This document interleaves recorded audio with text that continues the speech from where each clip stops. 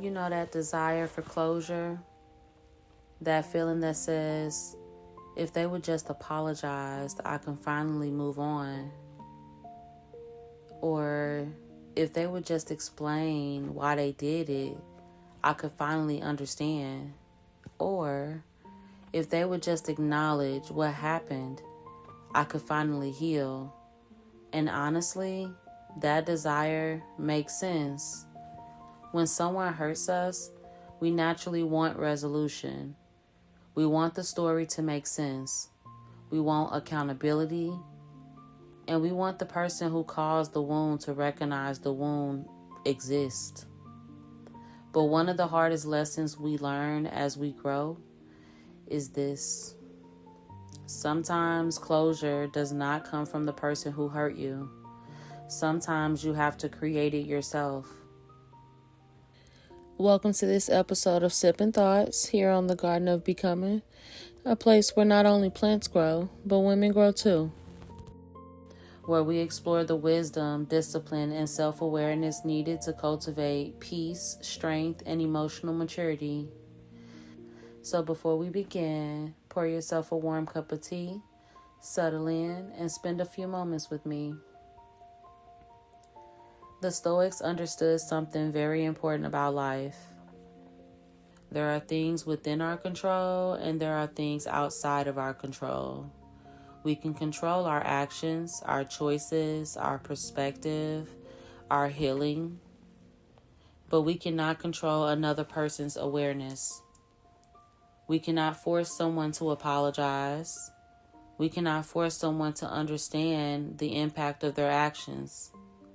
And we cannot force someone to become the person we needed them to be. And the longer we wait for someone else to give us peace, the longer we hand them power over our peace. Think about it. Someone can hurt you once, but if you spend years waiting for them to acknowledge it, they continue affecting your life long after the moment has passed. The wound happened in the past, but the waiting keeps you connected to it in the present. This is one of the most difficult truths to accept. Some people will never apologize. Some people will never admit they were wrong. And some people will rewrite the story to protect themselves. And if your healing depends on their honesty, you may remain stuck waiting for something they are not willing to give. But here's where your power returns. You get to decide what happens next. A gardener understands something about seasons. There are times when you plant, and there are times when you nurture. And there are times when you recognize that a season has ended and it's time to make room for new growth. Not every plant is meant to remain in the garden forever. Not every chapter is meant to be rewritten. Sometimes growth comes from accepting what is finished. The same applies for relationships, friendships, and past versions of ourselves. Sometimes we keep returning to the same memory because we are hoping to find a different ending. But peace begins when we stop negotiating with the past. Acceptance does not mean what happened was okay. And it doesn't mean you excuses someone's behavior. But what acceptance does mean is that this happened, is that accepting that this happened.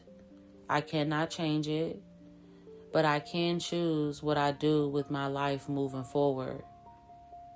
That is a powerful form of freedom.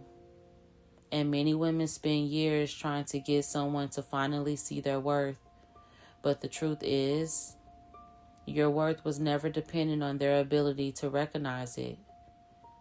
Your healing was never dependent on their apology. And your peace was never supposed to live in someone else's hands. Sometimes the closure you need is the moment you decide, I know what happened. I know how it affected me. I know what I deserve moving forward, and that is enough. You don't need every unanswered question answered to move forward. You don't need every person who hurt you to understand your pain. You don't need permission to begin again. The strongest women are not those who never experience hurt. They are the women who refuse to build a home inside their hurt.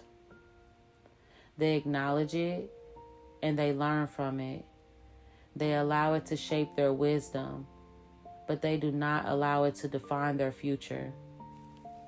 So if there is something you've been waiting to receive from someone else, an apology, an explanation, an acknowledgement, ask yourself, what if my peace does not have to wait for that? What if I can give myself permission to move forward? Because sometimes closure is not a conversation. Sometimes closure is a decision. A decision to stop carrying what was never yours to carry. A decision to stop looking backwards for something that only exists ahead. And a decision to choose yourself. So as you go about your day, I hope you'll carry this thought with you. Every choice is a seed.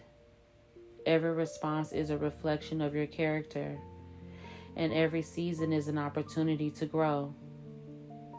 So if these conversations nourish your journey, stay close by. There's so much more to cultivate together. I'll leave you with this. You cannot control whether someone gives you closure, but you can choose to close the chapter and begin growing something new. Until next time, be intentional about cultivating the woman you're becoming.